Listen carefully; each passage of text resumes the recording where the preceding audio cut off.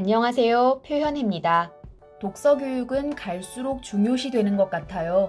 그런데 어머님께서 강조하실수록 아이들이 책과 멀어지기 십상인 말들이 있어요. 지금부터 3가지 금기어 소개할게요. 첫 번째 금기어. 책 읽어. 한술 더 떠서 하루에 한 권씩 읽으라고 하시는 어머님들도 계시더라고요. 유아기 때는 책을 탑처럼 쌓아놓고 읽었는데 학년이 올라갈수록 하루에 한 권도 못 읽는다고요? 당연합니다. 우선 글밥도 많아졌죠. 그리고 그림이나 글자만 보는 게 아니라 행간을 읽고 생각하며 읽으려면 하루에 한 권 읽기 버겁죠. 그에 앞서 아이들 말고 부모님은 책을 얼마나 읽으시나요? 부모님은 한 달에 책 한 권 안 읽으시면서 아이한테는 얼른 숙제하고 책 읽으라고 하시면 당연히 억울해하죠. 어른들은 바빠서 책 읽을 시간이 없다고요? 아이들도 바쁩니다. 아시잖아요. 책 읽으며 휴식하길 바라시지만 실컷 게임을 하고 나서 힘들다, 이제 좀 쉬어야겠다 하던걸요. 대부분의 아이들에게 책은 공부입니다. 이런 고정관념이 생기지 않게 책과 친해질 기회를 주세요. 자연스럽게 책에 관심을 가질 수 있게요. 시간과 양을 정해서 읽으면 더 좋습니다.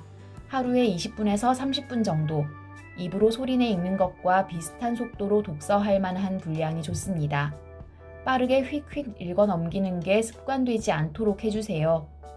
초등학교는 수업 40분마다 쉬는 시간 10분이니까요. 집에서도 40분 이상 막 1시간씩 이어서 학습하지 않도록 해주세요. 두 번째 금기어. 줄거리 말해볼래? 이 질문하실 때 진짜 그 책의 내용이 궁금해서 물으셨나요? 혹시 어머님은 책을 읽지 않으신 채 책 내용을 제대로 말하면 잘 읽은 거겠거니 넘겨짚으려고 물으신 건 아닌가요?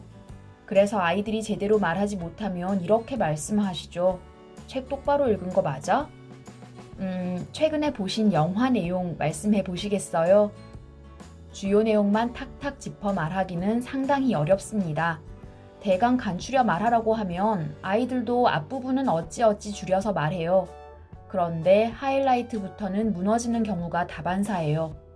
그 이후로 주인공의 변화가 두드러지는데 전부 다 중요해 보이거든요.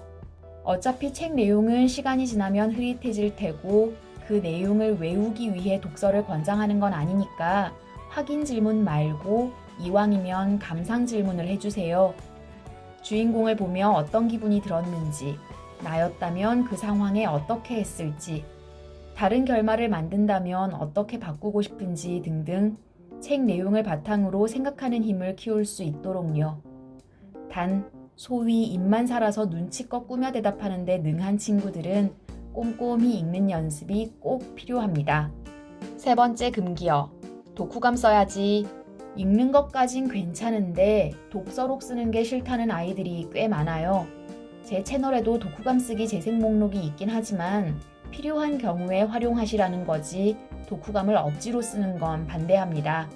어린이 책에 교훈이 빠지지 않아서일 수도 있지만 책을 읽으면 어떤 느낌이 들었다기보다는 무엇을 배웠다, 나도 앞으로 어떻게 해야겠다, 이런 식으로 써야 한다는 부담감이 있게 마련이거든요. 오히려 글쓰기 연습은 게임 후 소감, TV 시청 후 감상, 이런 것들로 하는 게 효과적일 수도 있다고 생각해요. 책을 읽고 나서는 그림이나 8컷 만화 정도로 후기를 남기면 영상 세대의 아이들이 텍스트와 이미지를 자유자재로 활용할 수 있지 않을까요? 끝으로 한 가지만 더 덧붙이자면 글쓰기 후 첨삭은 최소한만 해주세요. 특히 내용을 풍성하게 하고 싶다면 맞춤법은 일단 최대한 눈 감아주세요. 아이의 생각을 키우고 싶으시다면 정답이 아니라 다양성을 인정해 주시는 것도 필요합니다. 간혹 책 내용을 잘못 이해하고 있다면 왜 그렇게 생각했는지 물어봐 주시고 정확한 페이지를 펼쳐서 아이가 놓친 부분을 짚어주세요. 일부분 때문에 오류가 생기기도 하거든요. 어른이 되는 과정에서 자연스럽게 알게 되는 용어나 지식들도 많아요. 주로 생활 속에서 경험하게 되는 것들이죠. 그걸 배경지식 탓으로 돌리고 무조건 독서량만 늘리지는 않으시길 바랍니다. 아는 건 많지만 활용할 줄 모르는 똑똑한 바보가 되면 안 되니까요.